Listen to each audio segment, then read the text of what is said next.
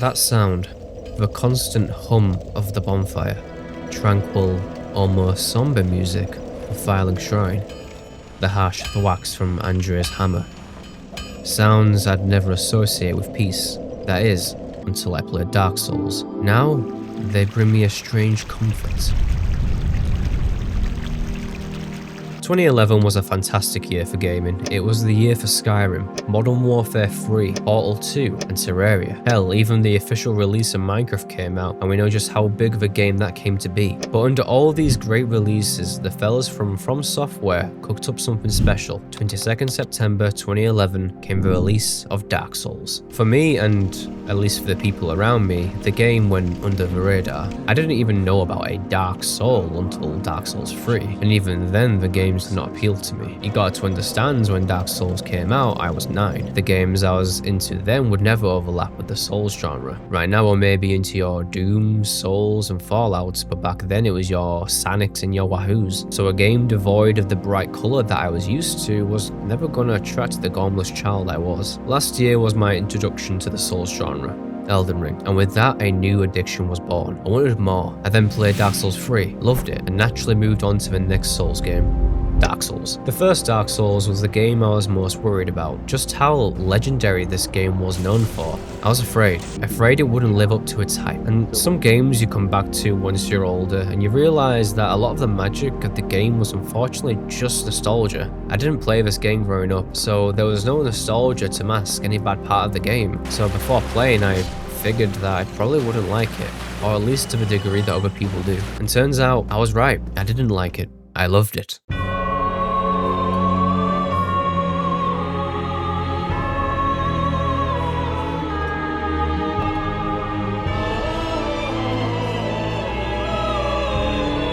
Despite my love and praise for this game, I'm not blind to its flaws either. The graphics, compared to other games at the time, are not great. The movement is clunky, especially with the 4-directional rolling. Personally, the second half of the game feels less connected and less thought out too. We've lost Izalith with one of, if not the worst boss in the entire Dark Souls franchise. The game is not perfect, and that's okay. It is the first in the series, but I feel that's where a lot of the charm comes from. There's a weird feeling that comes with Dark Souls. While it may sound odd, it's almost calming. The world of Dark Souls is bleak and almost barren, with little to no background music. You are left with your thoughts and your character, with the only safe havens being the coiled swords steeped in flame in their surrounding areas. And I want you to focus on the sounds a bit too. As you play the game, you'll start to associate these sounds with the idea of a bonfire, the music that plays at Filing Shrine, the smithing of Andrea at Undead Parish, and the low hums whenever you are resting during an adventure. The shrines are safe havens,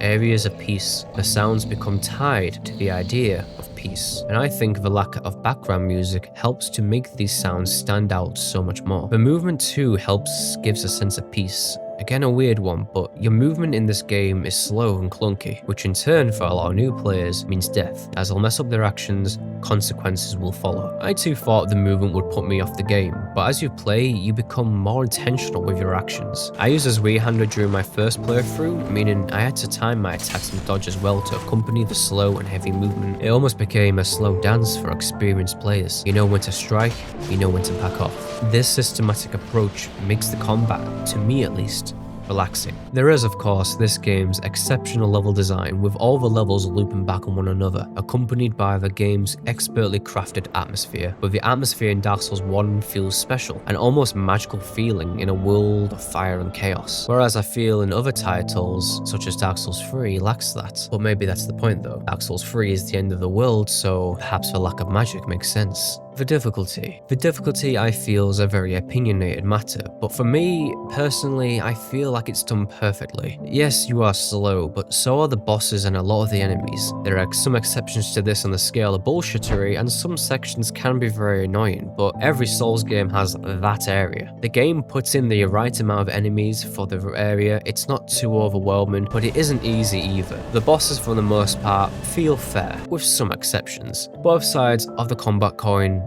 is well balanced, combat movement and the enemies. If you mess with this balance, the game becomes more annoying than fun, and this is where I feel other titles such as Dark Souls 2 messed with the balance too much. I'll talk more about the atmosphere difficulty in another video, but I just wanted to make a video based upon the odd calmness in Dark Souls. It's weird to say, but it's almost like I'm nostalgic for a game that I never played in the past.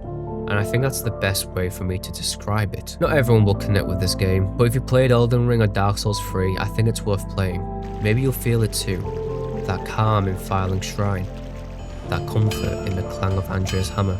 For me, that's the real magic of Dark Souls.